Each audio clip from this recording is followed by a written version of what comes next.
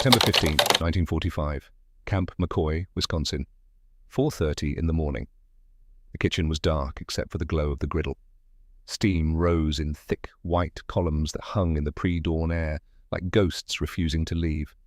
The smell came first, salt and smoke, and something primal that reached deep into the bones of every man who'd ever known hunger. Bacon. 22 pounds of it sizzling on a griddle the size of a dining room table. Corporal James Thornton stood over that griddle with a spatula in his hand and sweat running down his face, despite the autumn chill seeping through the walls. He was 20 years old, built lean and strong from growing up on a Nebraska farm where the work never stopped and the sun never showed mercy. His hands were steady, his eyes were tired. He'd been flipping bacon since before the sun thought about rising, and he'd keep flipping until every strip was perfect. The bacon hissed and popped. Fat rendered into liquid that pooled at the edges of the griddle, golden and shimmering in the dim light. The strips curled and crisped, turning from pale pink to deep amber to the kind of brown that made a man's mouth water without asking permission. Thornton watched each piece like his life depended on it. Too pale and it would be chewy, disappointing. Too dark and it would taste like charcoal, like failure. His father had taught him that back home, cooking for the harvest crews during wheat season. Get the bacon right and men would forgive almost anything else on the plate. Get it wrong and they'd remember it forever. Behind him, massive pots of scrambled eggs bubbled on the stove. Biscuits rose in industrial ovens, their tops turning golden, while their insides stayed soft and layered like clouds.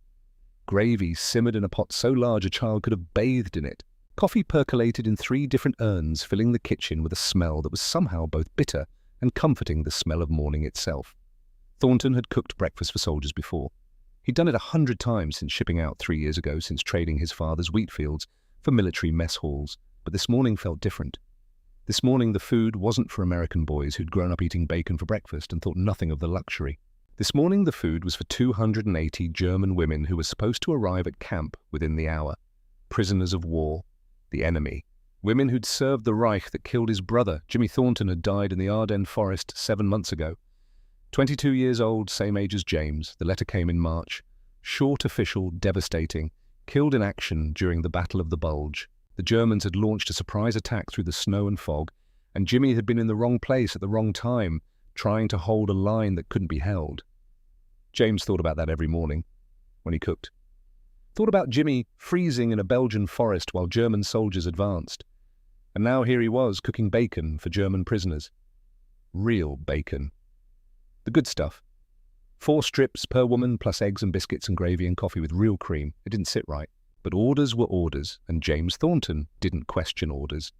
The kitchen door swung open, bringing a gust of cold air that made the steam swirl. Captain William Ashford stepped inside. He was 35, though the war had aged him in ways that couldn't be measured in years. His uniform was crisp despite the early hour. His boots were polished to a mirror shine. But his eyes carried a weight that no amount of sleep would ever lift. Ashford had lost his best friend 15 months ago. Lieutenant Marcus Shaw, killed at Normandy, died on a beach in France trying to make it 50 yards up the sand. Marcus had taken shrapnel to the chest and died with his hand pressed to a wound that wouldn't stop bleeding, had looked up at Ashford and said 5 words that Ashford heard every single night in his dreams. Make sure this meant something. Ashford walked to the griddle and stood beside Thornton, watching the bacon sizzle. Neither man spoke for a long moment. The only sounds were the hiss of cooking meat and the rumble of coffee percolating and the distant clank of mess hall workers setting up tables in the dining area. "How much bacon is that, Corporal?" Ashford finally asked. 22 pounds, sir, maybe 23. "And you've been at it since when?" 0430, sir. Ashford nodded slowly. His jaw was tight. His hands were clasped behind his back in that way officers had when they were working through something difficult and didn't want anyone to see their fists clench. "You know what we're doing today?" Ashford said. It wasn't a question. "Yes, sir. Feeding prisoners, sir." "German prisoners?" "Yes, sir." Another silence. Thornton flipped a row of bacon. The strips crackled and spat little bursts of hot fat. "My brother died in the Bulge, sir," Thornton said quietly. "Germans killed him. And now I'm cooking bacon for them." Ashford turned to look at the young corporal. Really look at him. Thornton kept his eyes on the griddle, but his shoulders were tense and his jaw was working like he was chewing on words he couldn't quite spit out. "I know about your brother," Ashford said. "And I'm sorry, truly. But here's what you need to understand, Corporal. Those women arriving today didn't kill Jimmy. They didn't shoot Marcus on that beach in Normandy.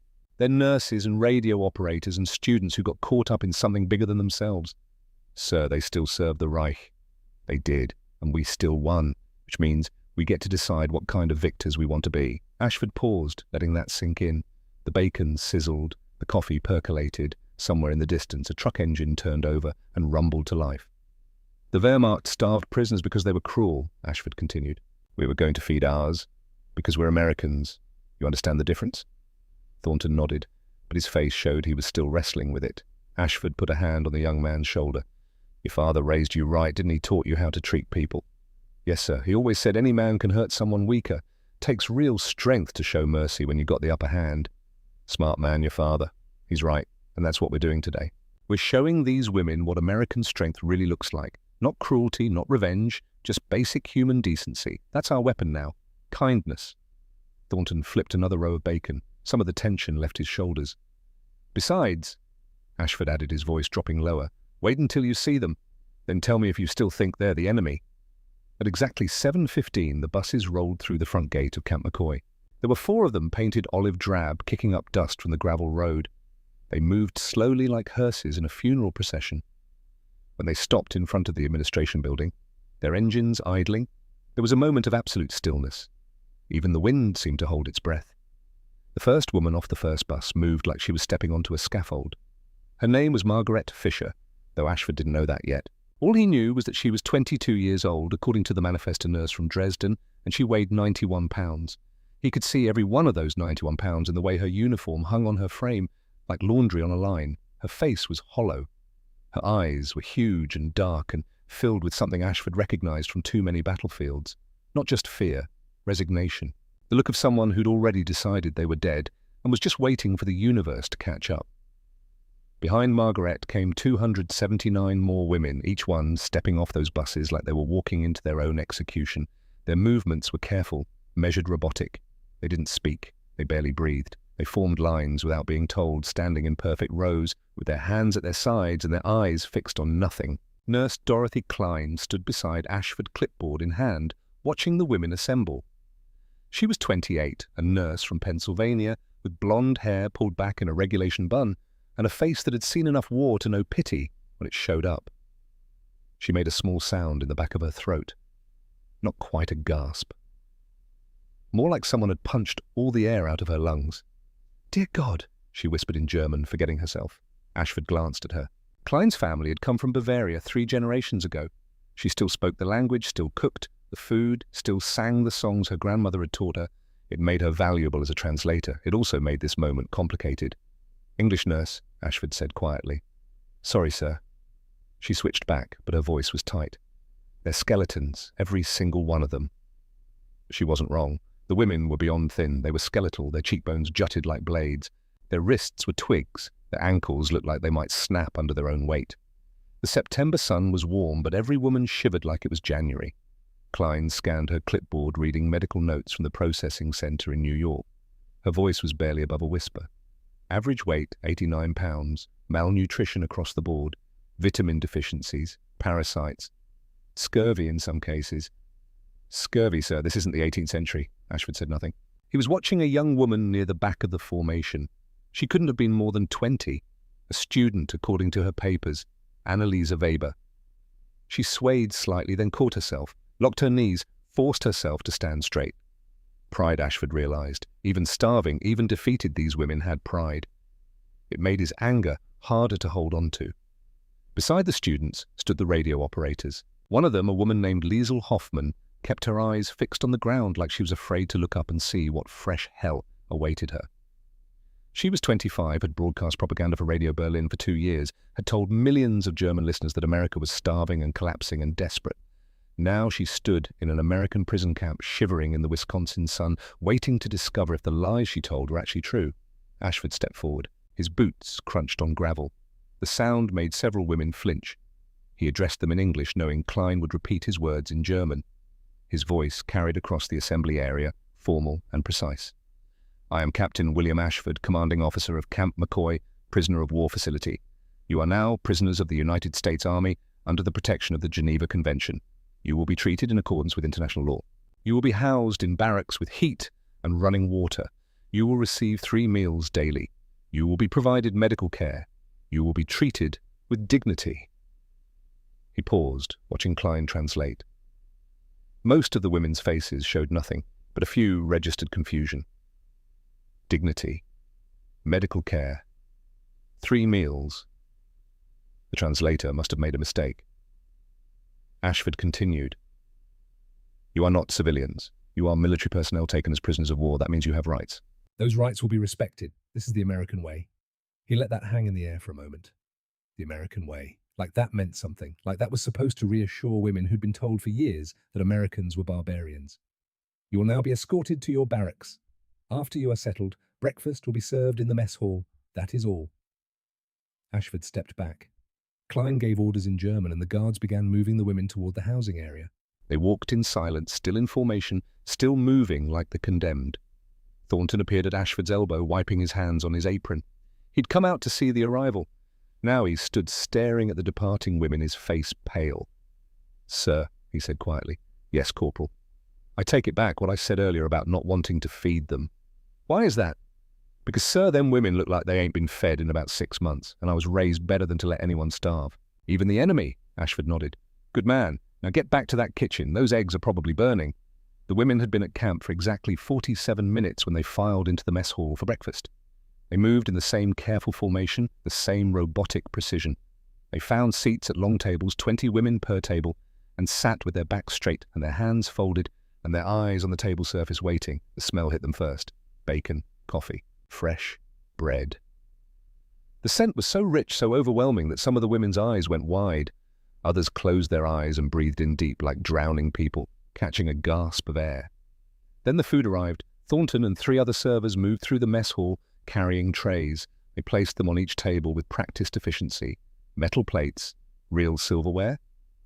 And on each plate, more food than most of these women had seen in months. And 4 strips of bacon, crispy and glistening with rendered fat. 3 scrambled eggs, bright yellow and fluffy, still steaming. 2 biscuits, golden on top and soft inside, with pats of real butter already melting into them. A ladle of gravy, thick and creamy, and flecked with black pepper. A cup of coffee, black with small containers of cream and sugar on the side. The women stared at the plates like they were looking at a mirage in the desert. Nobody moved. Nobody reached for a fork. Nobody touched anything. 280 women sat frozen, staring at food that couldn't possibly be real. Margaret sat at a table near the front, her eyes locked on the bacon. She'd seen bacon before, of course, before the war, but that had been years ago, and the strips on her plate were nothing like the thin, pale pieces she remembered from childhood. These were thick, dark, substantial. The fat had crisped into lacy edges that caught the overhead lights. Oil beaded on the surface. The smell alone made her mouth water so intensely she had to swallow. But it had to be poison, or a trick, or some kind of psychological warfare. Feed the prisoners once, let them taste real food, then take it away and watch them suffer. That made sense. That was logical. The Americans were cruel and savage. Everyone knew that. Goebbels had said so. The newspapers had said so. Her commanding officers had said so. So why did the bacon smell so good? At the table behind Margaret, Liesl Hoffman was doing calculations in her head. She'd studied mathematics before the war. She knew ratios and production numbers. 4 strips of bacon per woman, 280 women. That was 1,120 strips of bacon, at least 20 pounds of meat. For one meal, for prisoners, she'd broadcast reports for months about American food shortages, rationing, desperation, empty grocery stores, housewives lining up for scraps. But if America was rationing food, if they were running out, if they were desperate like Radio Berlin had claimed, then why were they feeding enemy prisoners bacon? The math didn't work. Something was wrong. Either the broadcasts had been lies, or this meal was theatre. One or the other. Both couldn't be true. Annalisa Weber, the youngest at the table, stared at the biscuits. She'd grown up in a village outside Berlin where bread was a luxury. Rice and potatoes were everything. But these Americans served bread like it cost nothing. 2 biscuits per prisoner. Soft bread, white bread, with butter. Her stomach cramped so hard she had to put a hand against it. She couldn't remember the last time she'd eaten bread. March of February. The months blurred together into one long grey hunger. At a table on the far side of the room, a woman named Frida Braun studied the eggs. Real eggs. Not the powdered substitute that had been standard rations for the past year. These were actual eggs from actual chickens. 3 of them. Bright yellow, fluffy from being scrambled with cream. She could see tiny flecks of butter mixed in. Frida had grown up on a farm in Bavaria. She knew what eggs cost. She knew what it took to keep chickens fed and healthy and laying, and here was America serving 3 eggs per prisoner. Not 1, 3, like eggs were nothing. Like they had so many eggs they could afford to waste them on defeated enemies. Thornton moved between tables, checking on the women, making sure everyone had been served. He stopped at Margaret's table and noticed that nobody had touched their food. Every plate sat untouched. Every fork lay exactly where it had been placed. "Ma'am," he said to Margaret in English. She didn't look up. "Ma'am, you can eat. It's okay. It's safe." Margaret didn't respond, couldn't respond. Her throat had closed up. Thornton looked around, confused. He caught Klein's eye across the room and shrugged helplessly. Klein made her way over. "They think it's poisoned," she said quietly to Thornton in English, then switched to German to address the women. "The food is safe. You can eat. You need to eat." Still nothing. 280 women sat motionless in front of 280 plates of cooling food. Then Liesl Hoffmann reached out one trembling hand. Her fingers were thin as pencils. Her nails were ragged. She picked up a single strip of bacon and held it in front of her face, studying it like a scientist examining a specimen. The bacon was still warm. The fat had congealed slightly, turning the strip firm and crispy. She could see the grain of the meat, the rendering of the fat, the caramelization that happened when pork and salt and heat came together in perfect proportion. This was real. This was actual food, not a photograph. Not propaganda, real. She brought the bacon to her lips, took a small bite. Just the corner. Just enough to taste. Salt exploded across her tongue, then smoke, then the rich, almost overwhelming flavor of pork fat, of protein, of actual meat. Her body reacted before her mind could catch up. Saliva flooded her mouth. Her stomach clenched and unclenched. Every cell in her body suddenly screamed for more. She took another bite, bigger. The bacon crunched between her teeth. Fat coated her mouth, her throat. She chewed fast, swallowed hard, and before she knew what she was doing, she'd eaten the entire strip. Then she reached for another. And another. Her hands were shaking. Tears were streaming down her face, but she couldn't stop eating. The bacon disappeared, then the eggs, then the biscuits. She tore into the food with both hands, abandoning the fork, cramming scrambled eggs into her mouth, biting into biscuits without bothering to butter them, gulping coffee that burned her tongue. But she didn't care, because it was real, and it was here, and it was food. Her breakdown shattered the silence like a gunshot. All around the mess hall, 280 women lunged for their plates. The sound was like nothing Ashford had ever heard. Not quite crying, not quite screaming. Something animal and desperate and heartbreaking. Forks scraped against metal. Women chewed with their mouths open because they had forgotten how to do anything else. Some were crying while they ate. Others made small sounds in the backs of their throats. Gratitude or grief or some combination of both. Margaret bit into her first strip of bacon and the world tilted sideways. The salt hit her bloodstream like a drug. The protein, the fat, the actual sustenance of it crashed through her system and woke up parts of her body that had been shutting down for months. She could feel it happening, could feel her metabolism kick back into gear, could feel her brain clear just slightly like fog burning off in sunlight. She thought about her sister Sophie back home, 8 years old, 4 feet tall, legs like sticks because there was never enough food, and what food there was went to the soldiers first. She thought about how this single strip of bacon, this one piece of meat that the Americans fed to prisoners without a second thought, contained more protein than Sophie ate in a week. And she understood in that moment in a way that made her want to scream that everything she'd been told was a lie. Thornton stood frozen near the kitchen door, watching 280 starving women devour breakfast like their lives depended on it, because their lives did depend on it. He could see it in their faces, in the desperate way they ate, in the tears streaming down their cheeks. "Nurse Klein," he said, his voice barely a whisper. "Yes, Corporal." "What the hell did their government do to them?" Klein was wiping her own eyes. "Starved them, lied to them, and called it patriotism." Ashford watched from the back of the mess hall. He'd seen a lot in this war, had seen men die in 1,000 different ways, had held Marcus Shaw while he bled out on Normandy sand, had watched ships sink and planes fall and cities burn. But somehow, watching 280 enemy prisoners cry while they ate bacon was what finally broke something inside him. These weren't enemies, they were victims, and the real enemy, the one that had done this to them, was sitting in Berlin, still telling lies. He made a decision in that moment. These women would go home eventually, but when they did, they'd go home knowing the truth. They'd go home having seen what America really was. Not the caricature their propaganda had painted, the real thing, the abundance, the waste, The casual, almost careless generosity of a nation so rich it could afford to feed its enemies like honored guests. That would be his revenge, not cruelty. Truth. The meal lasted 20 minutes. When it was over, every plate was clean. Not just clean, scraped. Women had used their fingers to get every last bit of gravy, every crumb of biscuit. The coffee was gone. The cream was gone. Even the sugar packets had been emptied. And then as the reality of what had just happened began to sink in, the women started to talk. Quiet at first. Whispers in German that the guards couldn't understand but didn't need to. A tone was enough. Confusion, disbelief, the first fragile shoots of a question that would grow into something much larger. If America was this strong, this rich, this careless with food, then what else had been a lie? The second day began the same way. The first had ended, with food. Too much food. Food that kept coming, no matter how many times the women expected it to stop.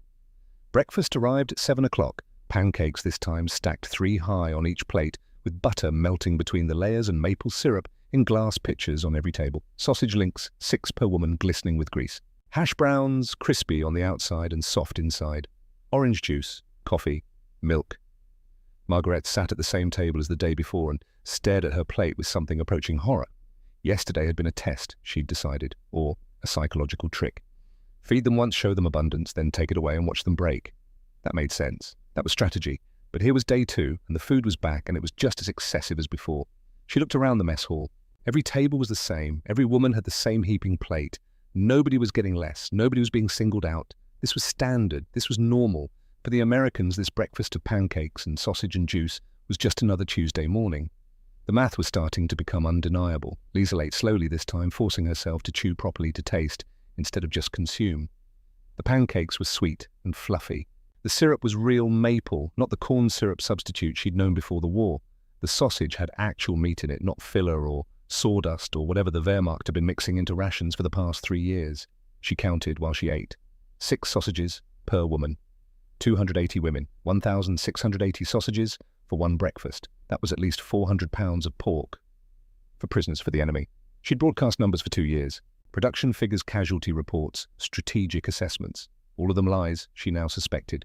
But she was good with numbers. She trusted numbers. And the numbers here were screaming at her. If America could feed enemy prisoners 400 pounds of pork for breakfast, how much pork did they have for their own soldiers, for their civilians? The rationing broadcast, she'd read the ones about American housewives lining up for scraps, about grocery stores with empty shelves, about children going hungry while their fathers fought overseas, all lies.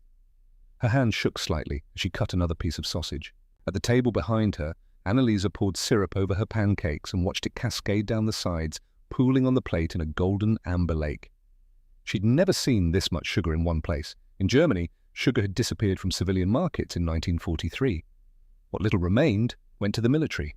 And even then it was rationed, carefully measured out, in tiny quantities that had to last. Here the Americans had pitchers of syrup on every table. Pitchers. Full pitchers. And when a pitcher ran low, a server would appear and replace it, without being asked. The abundance was casual, thoughtless, like air or water or anything else that existed in such quantity that worrying about it seemed absurd. Annalise ate her pancakes and felt something crumbling inside her. Not her body. Her body was getting stronger with every meal. She could feel it, could feel her hands steadying her vision, clearing her mind, sharpening as actual nutrition hit her bloodstream. No, what was crumbling was something else. The foundation she'd built her entire adult life on. The certainty that Germany was strong and America was weak. That sacrifice and suffering were noble, because everyone was suffering together, that the war was righteous because the alternative was surrendering to barbarians. But barbarians didn't serve pancakes with real maple syrup to their prisoners. After breakfast, the women were escorted to the camp infirmary for medical examinations. It was mandatory, Nurse Klein explained through translation, standard procedure for all prisoners of war, health screenings to check for contagious diseases, parasites, malnutrition, injuries that needed treatment. The infirmary was a long, low building that smelled of disinfectant and something else, something clean and medicinal and utterly foreign. Margaret recognized it after a moment. Antibiotics, real antibiotics, sulfur drugs and penicillin, and all the medications that had disappeared from German field hospitals years ago. American doctors moved through the building in clean white coats, their hands scrubbed, their instruments sterilized. Nurses with clipboards recorded information in neat handwriting. Everything was organized, efficient, professional. Margaret was examined by a doctor who looked younger than she was. He had gentle hands and a face that showed concern but not pity. He measured her height and weight, checked her blood pressure, listened to her heart and lungs, examined her hands, her feet, her teeth.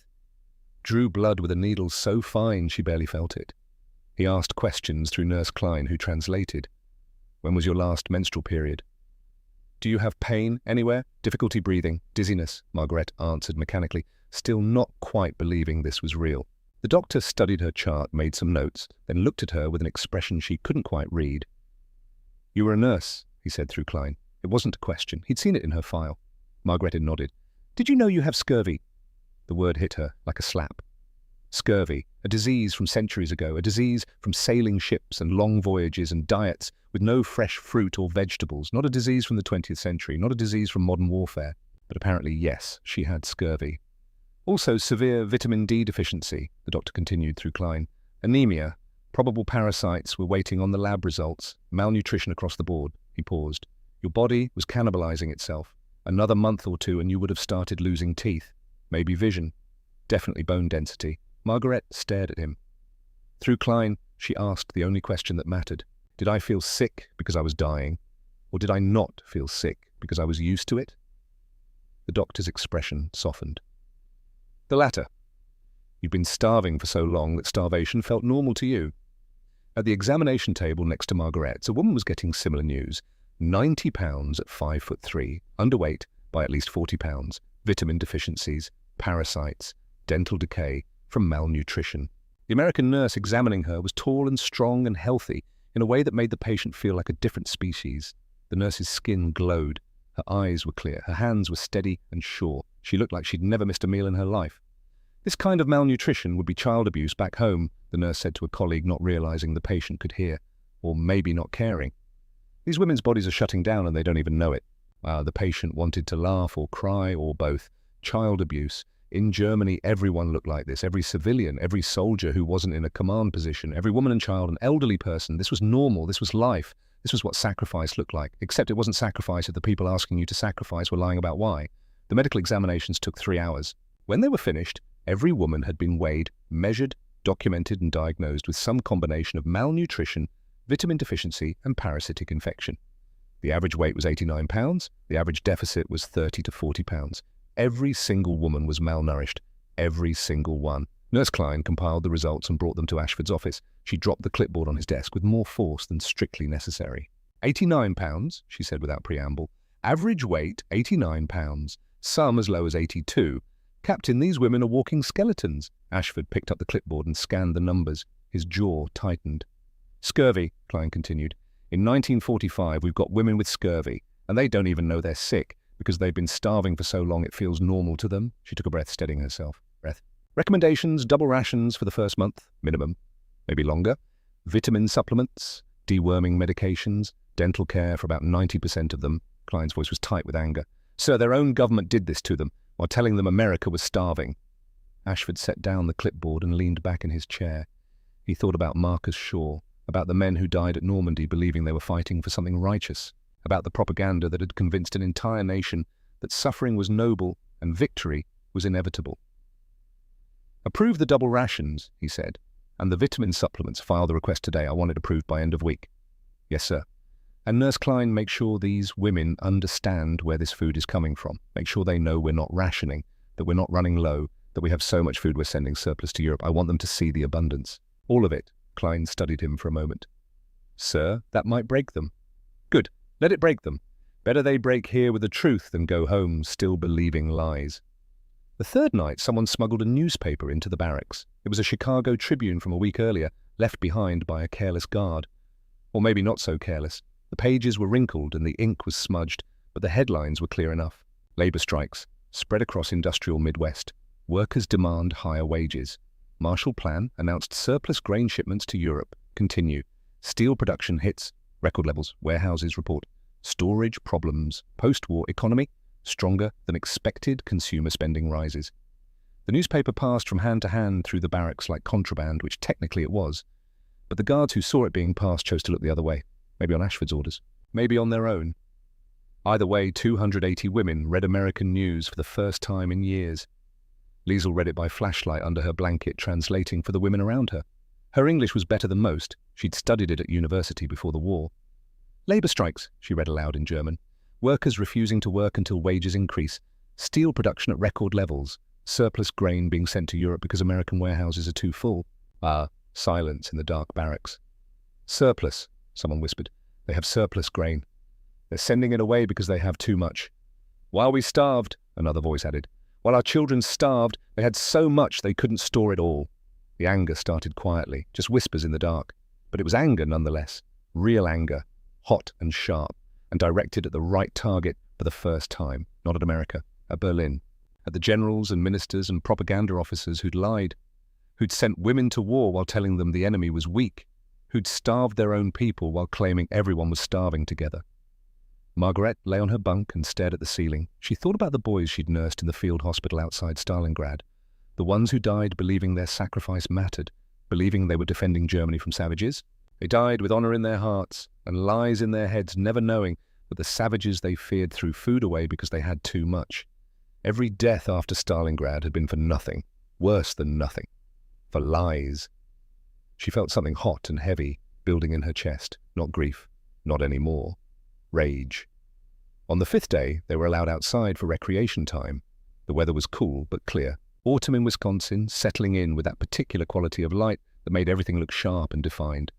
The women filed into the recreation yard in their usual formation, still moving with military precision despite days of being told they could relax. The yard was bigger than Margareta had expected. Maybe 2 acres surrounded by a low fence that was more psychological than practical. Anyone who wanted to could probably climb it. But where would they go? They were in the middle of Wisconsin. Most of them couldn't speak English. And more importantly, why would they run from a place that fed them 3 meals a day? The grass in the yard was real. Not dirt, not gravel. Grass, green and soft and growing thick. Margaret knelt down and touched it with her fingers. The blades were cool and slightly damp from morning dew. They smelled like earth and growth and life. In every bombed city she'd served in, the grass had died first. Trampled by soldiers, scorched by fire, poisoned by ash. The ground had turned to grey dust that got into everything. Your clothes, your food, your lungs. But here in an American prison camp, grass grew like it was the most natural thing in the world. Annalisa walked the perimeter of the yard, looking beyond the fence at the landscape. Fields stretched to the horizon, corn, she thought, or maybe wheat. She didn't know American crops well enough to tell from this distance. But whatever it was, there were acres and acres of it, miles of it, food growing in quantities that made her head spin. She thought about her village outside Berlin, about the tiny plots of land each family tended, about how a bad harvest could mean starvation, about how every grain of wheat was precious, counted, rationed. And here was America growing crops on a scale that seemed almost offensive in its excess. Liesl found a bench near the corner of the yard and sat down. A guard was stationed nearby, a young man who couldn't have been more than 20. He was reading a book. Not watching the prisoners with suspicion or hostility, just reading, like he was bored, like guarding enemy prisoners was such a routine, unthreatening task that he could afford to be distracted. The guard noticed her looking and nodded politely. Then he went back to his book. Liesl stared at him, at his casual posture, his clean uniform, his new boots, his complete lack of concern. This was a man who'd never known scarcity, never known fear, never known what it was like to wonder if tomorrow's meal would come. She hated him for about 5 seconds. Then the hate collapsed into something more complicated. Envy, maybe. Or grief for a life she'd never had and now never would. That evening after dinner, Corporal Thornton was in the kitchen cleaning the griddle when someone appeared in the doorway.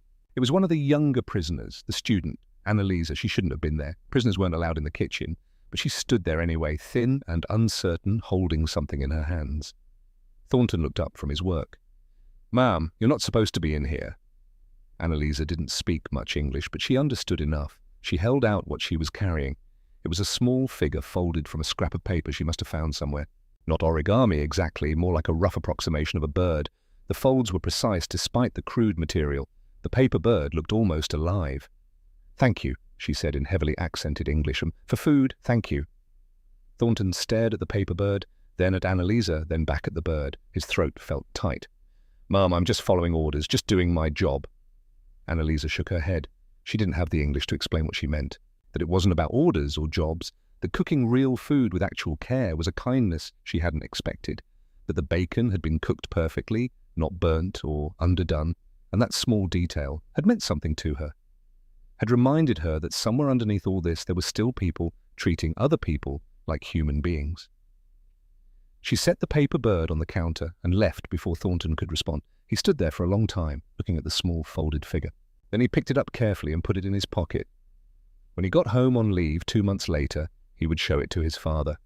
His father would put it on a shelf in the farmhouse, and it would stay there for the next 40 years. The library opened on day 7. Ashford had requisitioned it personally, pulling strings and calling in favours to get approval. The camp had a small building that had been used for storage. He had it cleaned out, furnished with tables and chairs, and stocked with books. English books mostly, since that's what was available. But also newspapers, magazines, maps, anything with information. Nurse Klein made the announcement at breakfast. As of today, you have access to the camp library. It will be open every afternoon from 2 to 6. You may read study, or simply sit. There are books on history, science, agriculture, medicine, also current newspapers and magazines. The translator repeated the words in German. The women looked at each other in confusion. A library for prisoners. Margaret went that first afternoon more out of curiosity than anything else. The building was small but well lit. Books lined shelves along the walls. Current newspapers sat on a rack by the door.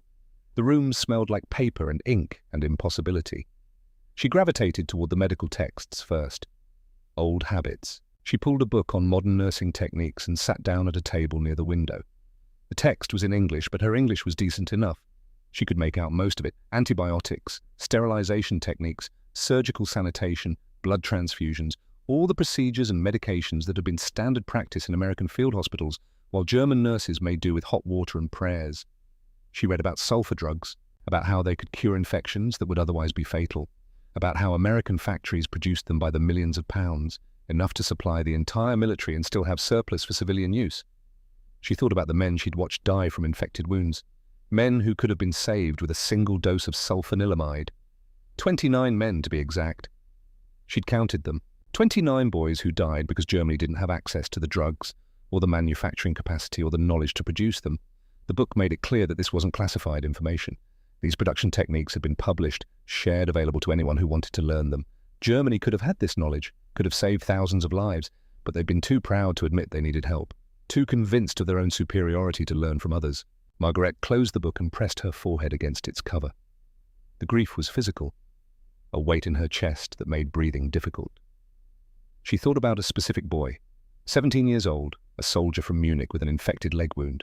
She'd cleaned it with alcohol because that's all they had, changed the dressing twice a day, watched the infection spread anyway, red lines creeping up his thigh, fever climbing, delirium setting in. He died on the 3rd day, screaming. 1 dose of sulfanilamide could have saved him. 1 dose that cost Americans pennies to produce and Germans didn't have at any price. She opened the book again and started taking notes. Precise, methodical notes in the margins of a small notebook she'd been given.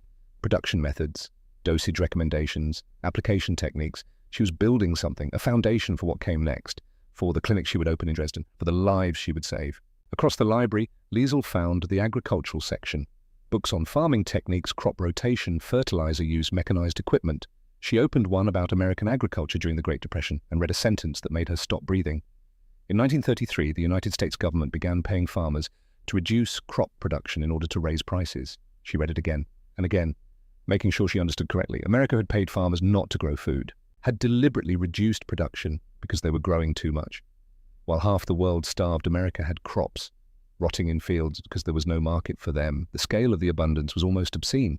Annalisa found a book about American universities. She read about engineering programs, about women being admitted to technical fields, about scholarships and research grants and libraries full of resources. She'd been pulled from her studies in her 2nd year to serve the war effort, had been told that education could wait, that the nation needed her labor more than it needed her mind.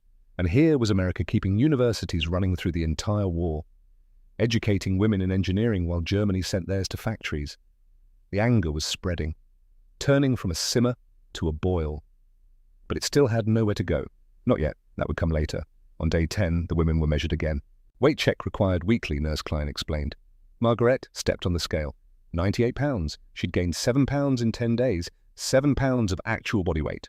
Not water retention or bloating, but muscle and fat and tissue rebuilding itself in the constant flood of food. Other women were getting similar results. Annalisa had gained 5 pounds, Liesel 6. Their bodies were recovering faster than their minds could process. Klein reviewed the results with satisfaction. Good, you're responding well to the nutrition. We'll keep you on double rations for another month, then transition to standard portions. Standard portions, which were still more food than any of them had seen in years. That afternoon, a delivery truck arrived at camp. The women watched from the recreation yard as guards unloaded crates. So many crates, dozens of them all marked with labels they couldn't quite read from this distance. Thornton appeared and started directing the unloading. The crates went to the mess hall storage. More food. Always more food. One crate tipped and broke open. Apples spilled onto the ground. Red, shiny, perfect apples, dozens of them. Thornton cursed and started picking them up. A few had bruised in the fall. He tossed those into a waste bin without hesitation.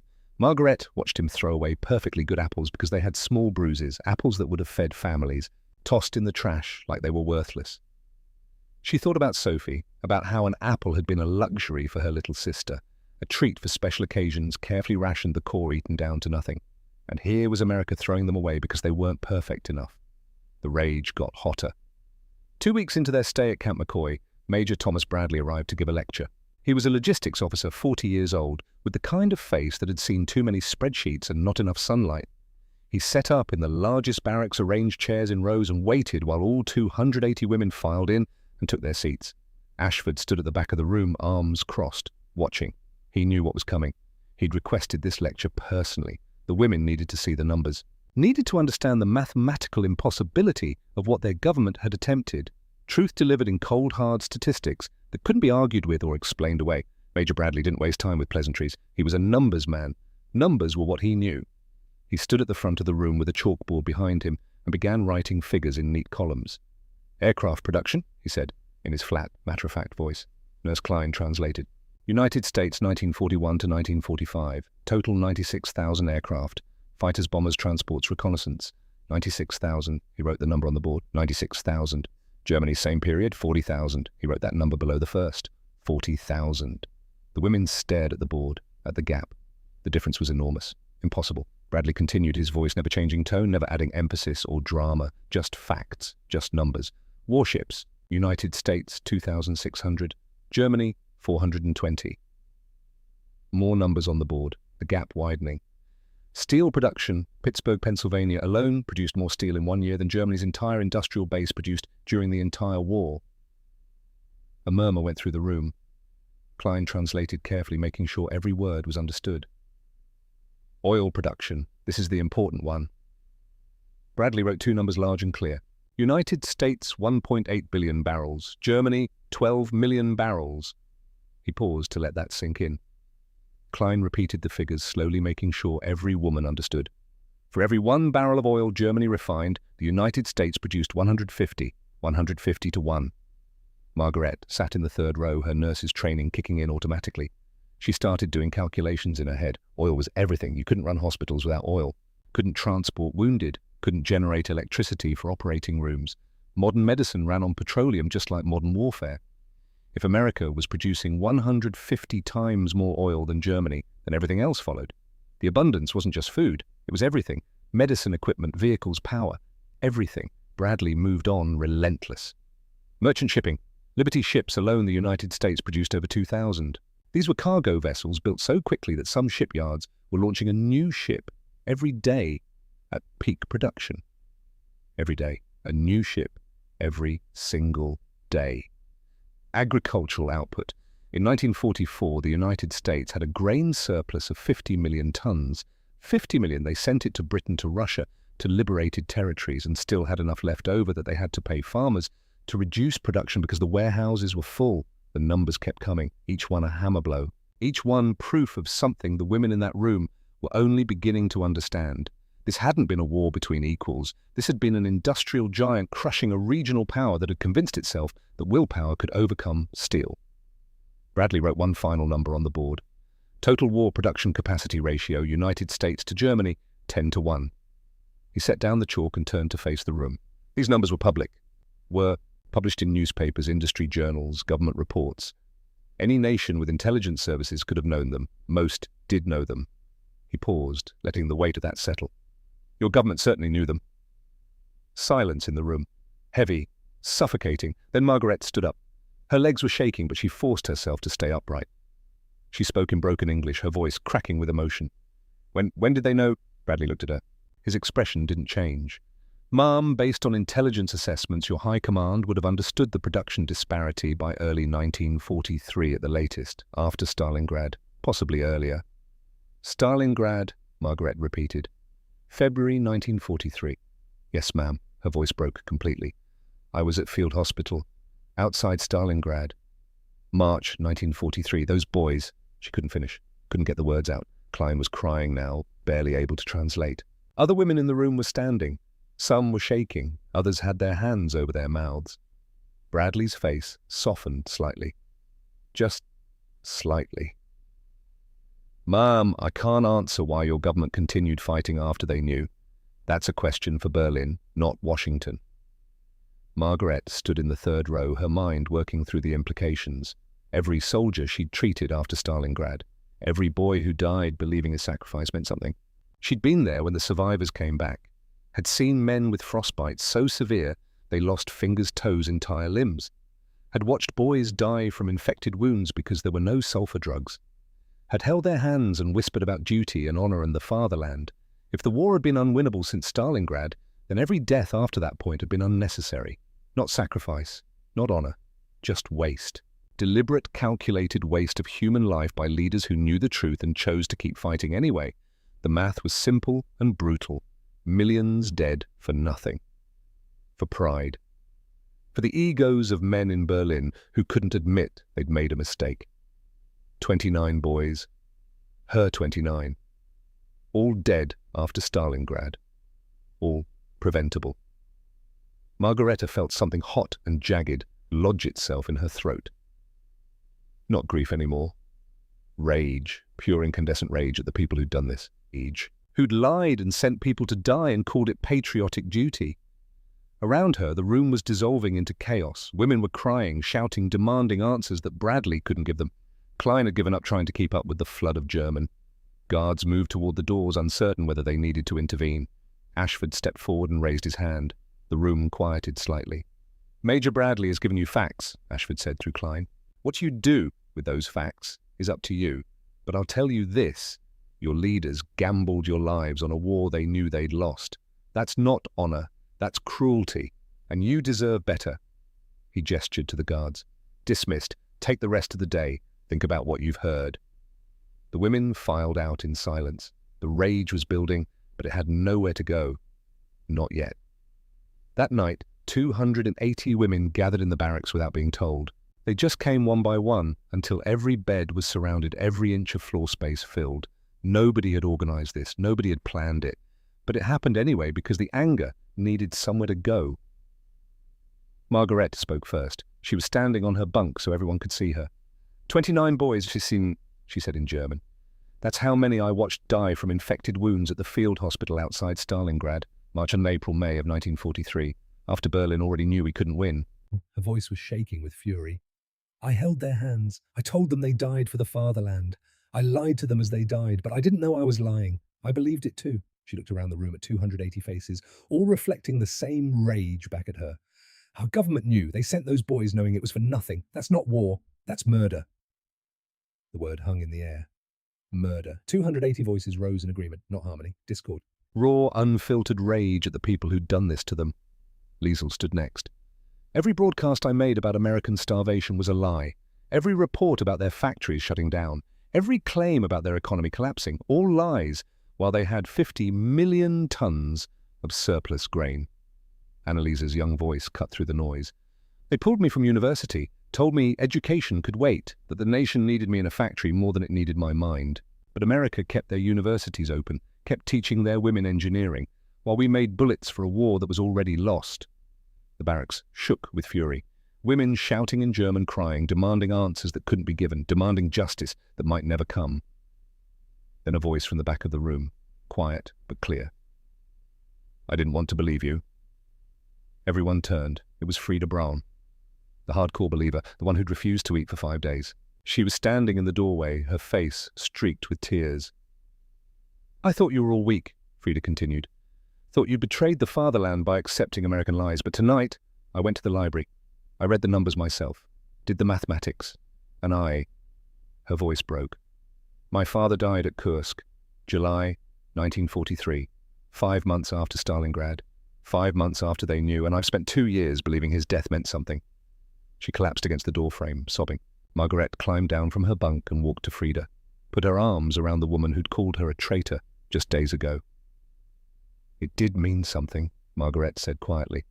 It means we never let this happen again. It means we go home and tell the truth, all of it, no matter who tries to stop us.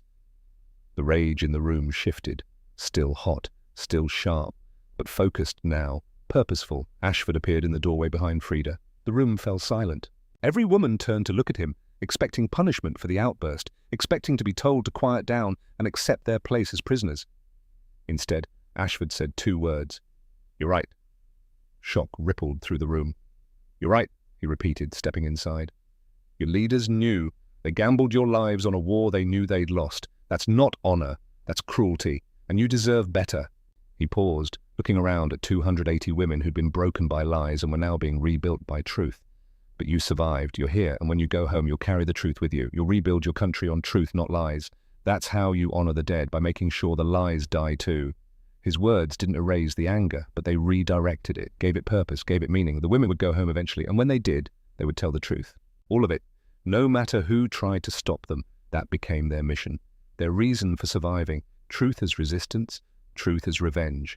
November the 22nd, 1945, Thanksgiving. Ashford made the announcement the night before. Tomorrow is an American holiday called Thanksgiving. It's a day when we give thanks for what we have, for harvest and abundance and blessings. You'll see what it means to us. The women were confused. A holiday in a prison camp. But Ashford was serious.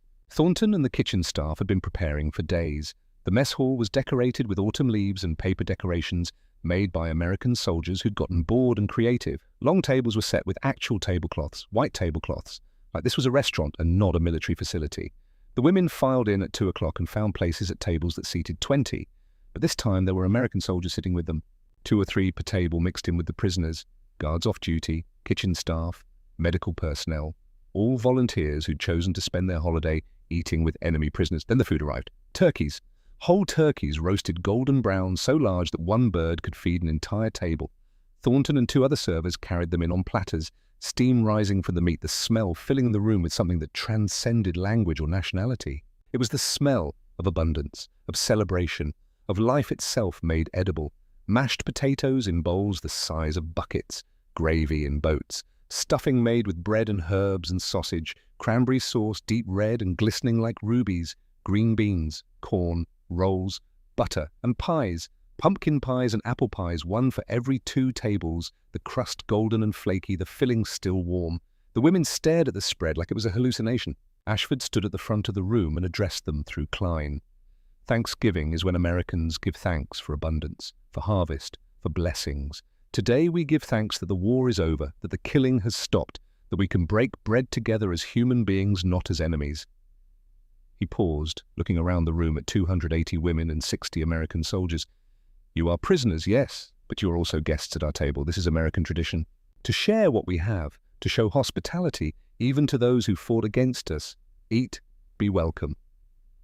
Thornton sat at Margaretta's table. He'd volunteered for this shift, wanting to see how the women would react to a real American Thanksgiving. He picked up a carving knife and began cutting slices from the turkey, serving each woman personally. "Ma'am, white meat or dark meat?" he asked Margaret through Klein. She stared at him, not understanding the question. He pointed to different parts of the turkey. "White, dark. Which you want?" "White," she said softly. He carved a thick slice and placed it on her plate, then added another, then spooned stuffing beside it. Gravy over everything, cranberry sauce on the side.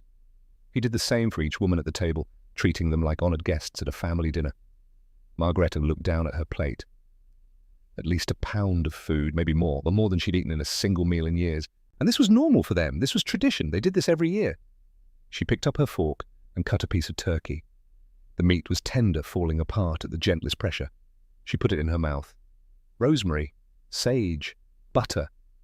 The kind of rich flavor that only came from meat that had been raised with enough food and cooked with care.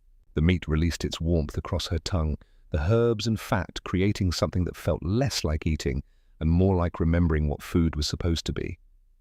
her eyes filled with tears. Around the table, other women were having the same reaction. The food was too good, too abundant, too casual. It was proof of everything they'd learned, condensed into one meal. America wasn't just strong. It was so strong it could afford to be generous. So wealthy it could waste food and not notice. So secure it could feed its enemies like family. At the table behind Margaret, Annalise was laughing, actually laughing at something a young private had said. The private was teaching her how to say Thanksgiving in English, exaggerating the pronunciation to make her laugh more. They were passing a basket of rolls back and forth, taking turns buttering them, acting like this was completely normal. Like sharing bread with the enemy was just what people did. Frida sat next to Thornton and watched him eat. He ate quickly, efficiently, like someone who'd grown up around food and took it for granted. He reached for seconds without hesitation, piled his plate high again, and the servers didn't blink, just brought more food from the kitchen, more turkey, more potatoes, more everything. In Nebraska, Thornton said between bites, Klein translating, Thanksgiving is even bigger than this. My father cooks 2 turkeys, plus ham, plus all the sides. We got cousins coming from all over. Food everywhere, more than we can eat. Frida absorbed this. You have Thanksgiving every year. Yes, Mom, every November, been doing it since before I was born. And always this much food. Yes, Mom, that's the point. Show gratitude for what you got by sharing it.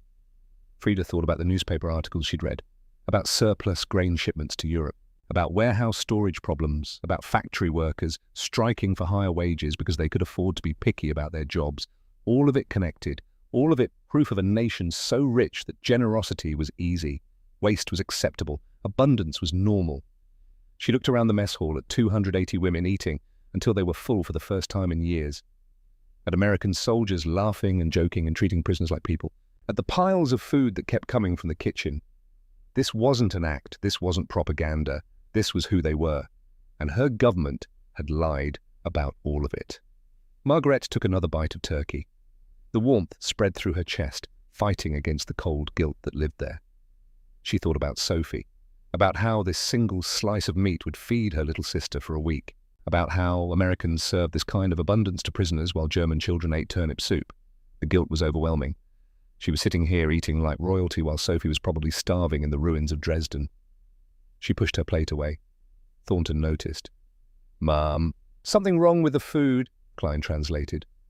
Margareta shook her head, tears streaming down her face. Not wrong, too good, my sister. She couldn't finish. Thornton was quiet for a moment. Then he said, Mom, not eating won't save your sister, but you going home strong. Teaching doctors, saving lives, that might. Margareta looked at him, really looked at him. This young man who'd lost a brother to German soldiers, who had every reason to hate her, who was choosing kindness instead. She pulled her plate back and ate, tears streaming silently down her face. But she ate. The meal lasted 2 hours. When it was over, every woman had eaten more than she thought possible. Plates were scraped clean, pie was devoured, coffee cups were refilled multiple times. As the women filed out of the mess hall, Margaret found herself walking beside Ashford. She'd been practicing a phrase in English for days, waiting for the right moment. Captain Ashford, she said carefully, thank you for this, for everything. Ashford looked at her, saw not an enemy, but a young woman who'd been lied to and starved and sent to die for a cause that was already lost. A woman who was learning the truth and didn't quite know what to do with it yet. You're welcome, he said, but understand something. This isn't charity. This isn't us being nice to prisoners. This is just how we do things. This is what being American means. We have the power to be cruel. We choose mercy instead. Remember that when you go home. Margaret nodded. She would remember. She would remember all of it. Winter settled over Camp McCoy. Snow covered the grounds in a thick, white blanket. The women learned to navigate Wisconsin cold, bundled in coats provided by the Red Cross.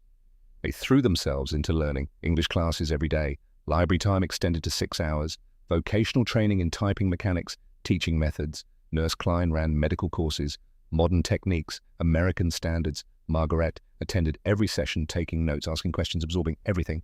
She was building a foundation for what came next, for the clinic she would open in Dresden, for the lives she would save. One afternoon, Klein pulled her aside after class. You're serious about this, Klein said, a bit about going back and practicing medicine. Yes, Margaret said in English. Her vocabulary had improved dramatically.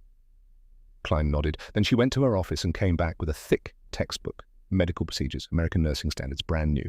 Take this, Klein said. Teach others. Save the lives we couldn't save during the war. Margaret took the book like it was sacred. Because it was. This knowledge had power, the power to heal, the power to prove that something good could come from something terrible. "I will," Margareta promised. 29 boys are watching. "I won't fail them again." Klein understood. She put a hand on Margareta's shoulder. "You never failed them. Your government did. Now go make sure those 29 deaths count for something." Thornton found the small folded paper figure on his counter one morning in late March. Another one. Margareta had been leaving them occasionally. Little birds made from notebook paper. This one had a note attached. In careful English, "Danke for bacon. It saved more than my body. It saved my mind. M.F." Thornton carefully added it to his collection. 4 paper birds now. He would take them all home to Nebraska. Would show them to his father. Would explain how feeding the enemy somehow felt more important than fighting them. April 28, 1946. The buses were lined up outside the administration building again. It was time to go home. Ashford gathered all 280 women for a final assembly. His voice carried across the formation, strong and clear. "You came here as prisoners. You leave as, I don't quite have a word for it, not friends exactly, but not enemies either, something new." He looked at faces he'd come to know over 8 months. Margaret, Liesel, Annalisa, Frida. Women who'd arrived as skeletons and were leaving as people, stronger, healthier, armed with truth. You've seen America, the good and the bad, the waste and the abundance, the strength and the kindness. Go home, rebuild. And when you tell people about America, tell them the truth, all of it. The women boarded buses the next morning, the same buses that had brought them 8 months earlier. But they were different now, walked differently, held themselves differently, carried themselves like people who'd survived something and come out stronger. Margaret paused before boarding, turned back to look at the camp one last time. At the mess hall where she'd learned the truth through bacon. At the library where she'd found the knowledge to save lives. At the infirmary where Klein had taught her that enemies could become teachers. She clutched Klein's medical textbook to her chest like armor. Thornton appeared beside her. "Safe travels, ma'am." She turned to him. "Thank you. For cooking. For kindness. For showing me Americans aren't monsters." "We're just people, ma'am, same as you." Margaret nodded. Then impulsively she hugged him, a prisoner hugging a guard. 2 people from opposite sides of a war finding humanity in each other. When she pulled back, she pressed something into his hand, a paper bird. Carefully folded. Perfect. "Remember me," she said in English. "Remember all of us. Remember that mercy is stronger than victory." Thornton closed his fingers around the bird. "I will, ma'am. I promise." The buses pulled away. Margaret watched through the window as Camp McCoy disappeared into the distance, watched the place that had broken her beliefs and rebuilt her purpose fade into memory. She opened Klein's textbook and began reading. There was work to do. 29 boys to honor, a sister to save, a country to rebuild on truth instead of lies. The war was over, but the real work was just beginning. 3 years later, 1949, Dresden, Soviet-occupied East Germany. The clinic was a single room in the basement of a building that had somehow survived the firebombing. The walls were cracked. The ceiling leaked when it rained. But there was heat and running water, and most importantly, there were shelves lined with medical supplies that Margaret had bartered, begged, and occasionally stolen from Red Cross shipments. She was 26 now. Her hair was pulled back in the same regulation bun she'd worn as a prisoner. But her hands were steady, her eyes were clear, and she weighed 118 pounds, which she checked monthly religiously as a reminder of where she'd been. Sophie stood beside her sorting bandages. 16 years old now, healthy with colour in her cheeks and strength in her arms. She'd survived the firebombing hiding in a cellar with their mother. Their father hadn't been so lucky. "Sister," Sophie said in German, "the woman with the infected hand is here again." Margaret looked up from the sulfur drug she was measuring. "Send her in." The woman entered, cradling her hand. The infection had spread since last week. Red lines creeping up her forearm, fever in her eyes. Margaret had seen this before, 29 times before in a field hospital outside Stalingrad, when all she'd had was alcohol and prayers. Now she had sulfanilamide, American sulfanilamide produced by the millions of pounds smuggled into East Germany inside Klein's medical textbook, which she'd hollowed out to hide the drugs from Soviet inspectors. She cleaned the wound, applied the sulfur powder, wrapped the hand in clean bandages. "Come back in 3 days," Margaret said. "The infection will be gone by then." The woman stared at her. "You're sure?" "I'm sure." The woman left. Sophie recorded the visit in a ledger hidden under a floorboard. The Soviets didn't approve of private medical practice. Officially, this clinic didn't exist. Unofficially, Margaret had treated 180 people in the first year alone. Infections, injuries, illnesses that would have killed them without intervention. She thought about the 29 boys she couldn't save, and she kept working. By the end of 1949, she'd trained 4 nurses, all women, all taught in secret using Klein's textbook and techniques that were officially considered Western capitalist medicine and therefore forbidden. The nurses graduated, they opened their own secret clinics, they trained others. Truth spreading like an infection that couldn't be stopped. 12 years later, 1961, Berlin. Margaret stood in her clinic, now expanded to 3 rooms, and watched through the window as soldiers erected a wall down the center of the city. Concrete and barbed wire dividing east from west, trapping 26 million people behind the Iron Curtain. She was 38 years old. Grey was starting to show in her hair, but her hands were still steady. The clinic now had 15 nurses, all trained by Margaret or her students, all using American techniques taught from a medical textbook that was literally illegal to possess. She kept it hidden in a false panel behind the examination table. Stasi's secret police had searched the clinic twice. They'd never found it. That winter, a diphtheria outbreak swept through East Berlin. The Soviet-provided vaccine was in short supply. Children were dying. Margaret treated 43 cases using protocols from Klein's textbook. Emergency tracheotomies when airways closed. Antitoxin she'd smuggled from West Berlin at great personal risk. Round-the-clock monitoring of patients whose hearts were failing from the toxin. 40 of the 43 survived. The Stasi noticed. They questioned her, asked where she'd learned such techniques. She told them she'd studied before the war, which was true. She didn't mention Camp McCoy or Bacon, or the truth that had rebuilt her life. They didn't arrest her. The survival rate was too valuable, but they watched her more closely after that. Sophie, now 28, and a nurse herself, said one night, "Sister, they're going to catch you eventually. Maybe you should stop." Margareta looked at her. "I watched 29 boys die because I didn't have the knowledge to save them. I have the knowledge now. I won't stop." She never did. 28 years later, 1989, Berlin. Margaret stood in front of her clinic, which now occupied an entire building, and watched people climbing over the Berlin Wall. November 9th. The day the impossible happened. The day the wall fell. She was 66 years old. Her hair was completely grey. Her hands trembled slightly from arthritis, but her mind was sharp and her records were meticulous.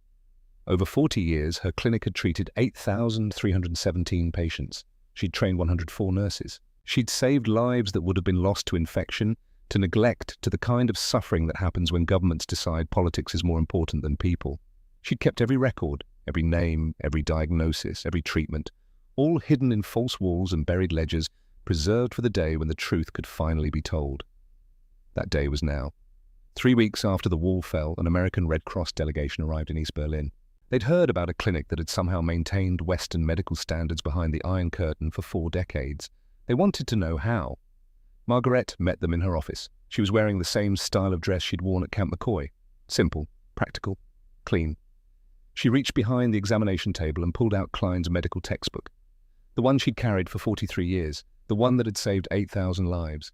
This, she said in English that was still accented but clear, is how. The delegation stared at the worn, water-stained book. At the pages that had been read so many times, the binding was broken. At the notes in the margins, written in German, documenting 40 years of applying American medicine in a place where it was forbidden. "Where did you get this?" one of them asked. "Camp McCoy, Wisconsin," Margaret said. 1946. A nurse named Dorothy Klein gave it to me. She told me to save the lives she couldn't save during the war. So I did. The room was very quiet. "I counted," Margaret continued. 8,317 lives. I kept records, names, dates, diagnoses, all of it, because somebody needed to prove that mercy outlasts walls. One of the delegates, a man in his 60s, was crying. "Mom," he said, "I think you succeeded." That evening, Margaret sat in her apartment and wrote a letter, in English, to a farm in Nebraska. "Dear Corporal Thornton," she began, "I don't know if you remember me. I was the German nurse who gave you paper birds in 1946. I'm writing to tell you what became of the bacon you cooked." She told him about the clinic, about the 8,000 lives, about Klein's textbook, which she still had, about how the first strip of bacon she'd ever eaten in America had taught her that truth was stronger than propaganda. She didn't know if the letter would reach him, didn't know if he was even still alive, but she wrote it anyway, because some debts demanded acknowledgement even 43 years later. She mailed it the next morning. 2 weeks later, a package arrived from Nebraska. Inside was a small wooden box. Inside the box were 4 paper birds, carefully preserved, still recognizable despite 4 decades of aging, and a note in handwriting that shook with age but was still legible.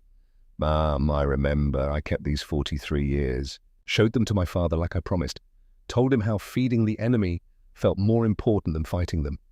He understood. He said, any man can make war. Takes wisdom to make peace. I think you proved him right. James Thornton. Margaret held the paper birds and cried for the first time since the wall fell. 17 years later, 2006, Berlin Charité Hospital. Margaret stood at a podium in front of 200 medical students and 29 of the nurses she'd trained over 4 decades.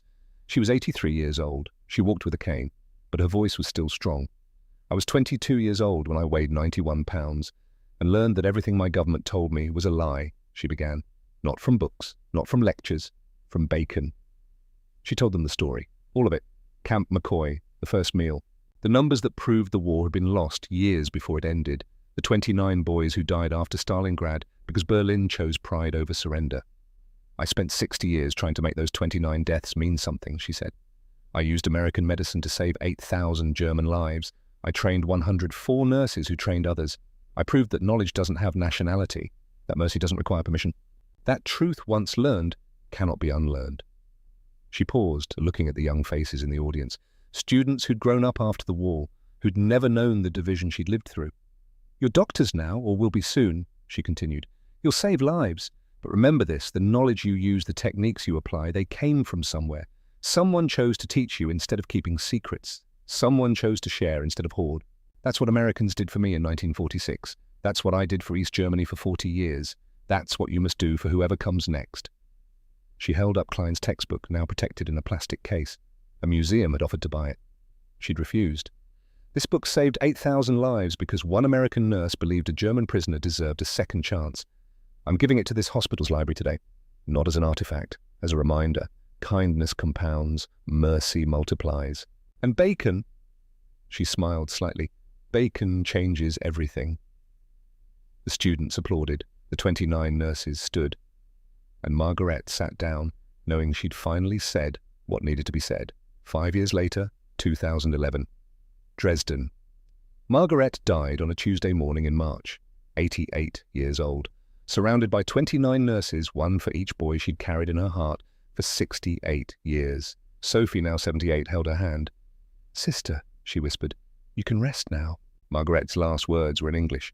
Tell them the bacon was real. And she closed her eyes and let go.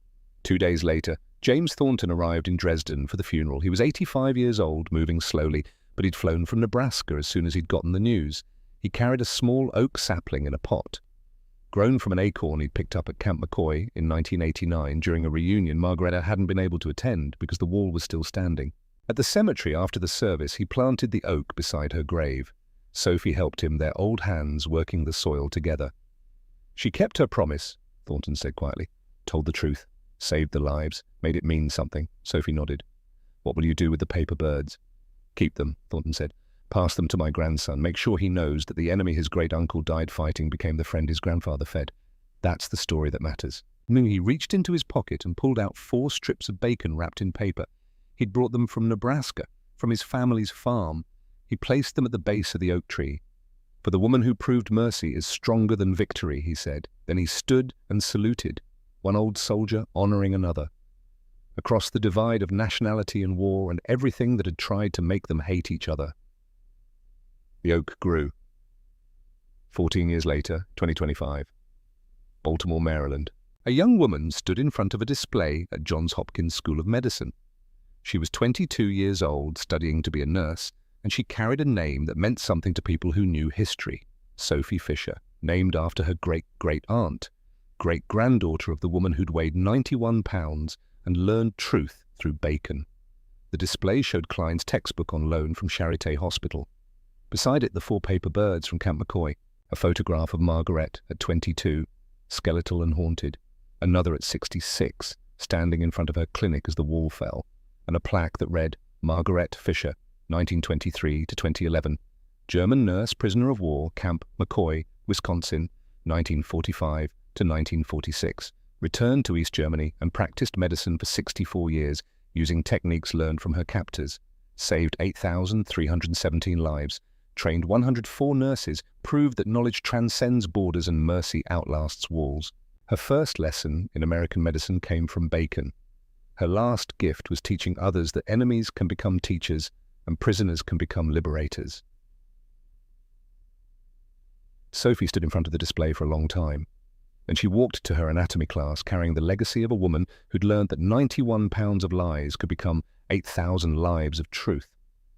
That afternoon she visited Camp McCoy. It was a memorial now preserved as a historic site. She walked through the mess hall where her great-grandmother had first tasted bacon and understood that everything she'd been told was a lie. She stood in the library where Margaret had learned about sulfur drugs and decided that 29 deaths would mean something. She touched the griddle in the kitchen now behind glass, where Corporal Thornton had cooked 22 pounds of bacon and accidentally changed history. An elderly park ranger approached. He was the grandson of someone. She could tell by the way he looked at her. "You're her, aren't you?" he said. "You're Margaret's great-granddaughter." Sophie nodded. The ranger smiled. "My grandfather was James Thornton, the one who cooked the bacon. He died last year, 99 years old. Never stopped talking about your great-grandmother. Said she taught him that feeding people was more powerful than fighting them." He reached into his pocket and pulled out a photograph. Faded, creased, but still clear enough to see two people standing beside an oak tree. An old man and an old woman planting something together. "Dresden, 2011, the ranger said. "My grandfather's last trip to Germany. He said it was the most important thing he'd ever done, planting that tree beside her grave, bringing it full circle."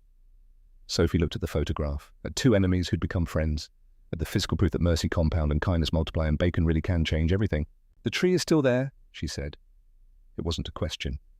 "It's still there," the ranger confirmed.